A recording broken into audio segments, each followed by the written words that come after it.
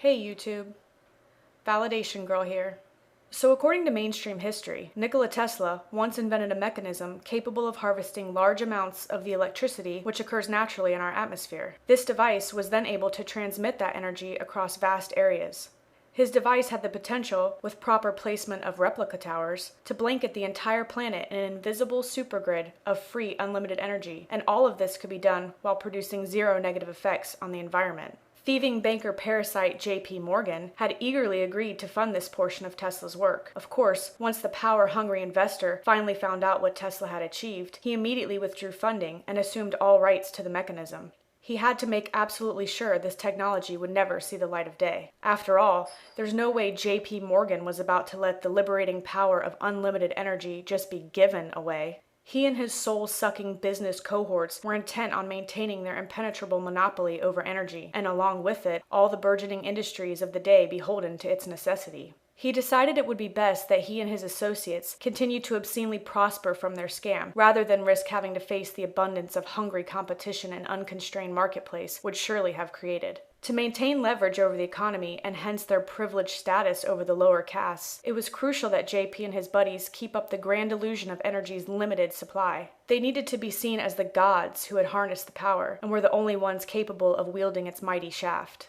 By maintaining total control of the supply, they could charge exorbitant amounts of money for their product. You see, enormous wealth directly signifies pure evil. Enormous wealth can only be attained through deception, by force, or through inheritance. When someone inherits the pure evil that is enormous wealth, they are ultimately obligated to perpetuate whatever deceptions and manipulations their benefactor had managed to set in place. In order to ensure that the few will always control the many, particular social mythologies which reinforce a caste mentality must remain embedded and unchallenged in a given society's popular belief system. Fiat economies are nothing more than extensions of belief systems which validate the actions of entities that take wealth by force or deception. Fiat currency is nothing more than a well-thought-out magic trick. It only holds value to us because we verbally agree that it does. Because we are generally deceived by the notion that the Earth's resources are finite and that monolithic corporations are the only ones with enough capital to harvest them, we are then able to be tricked into literal lifetimes of unnecessary extra work, merely fueling a false economy built upon a gigantic deception. When you spend your whole life working like a slave, you don't have time to question the massive paradoxes that shape your existence. Big business and government rely heavily on this in their never-ending efforts to delegate and control every moment of your waking life. Can you fathom how far along we'd be today had Morgan and his elite henchmen not robbed us of the unlimited energy we all deserve access to?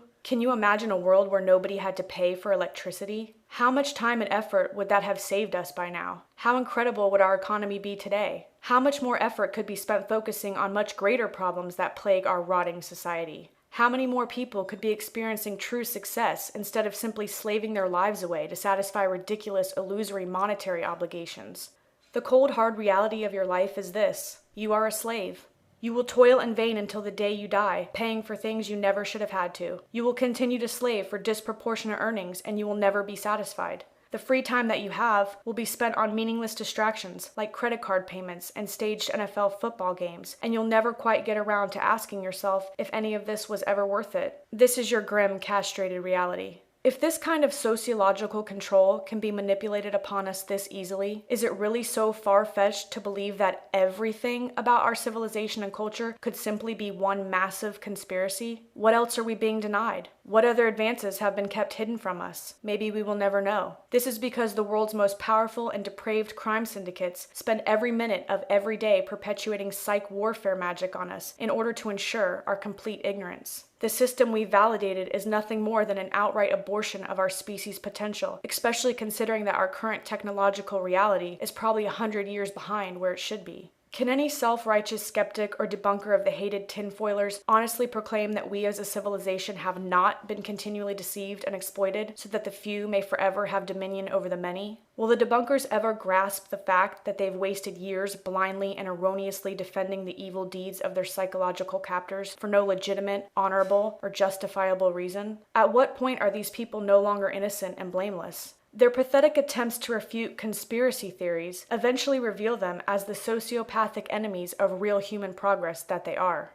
Their sophomoric Freudian parlor tricks reveal their feeble insecurities. They are the true champions of self-inflicted doublespeak. They hate reason. They despise introspection. They are the epitome of moral cowardice. Their lower levels of cognitive development are clearly demonstrated by their endless Pavlovian demands for evidence when presented with concise and logical arguments. I mean, what do these trolls really expect? Sign letters of confession from the world's elite institutions of control, admitting that our current reality is a huge load of BS?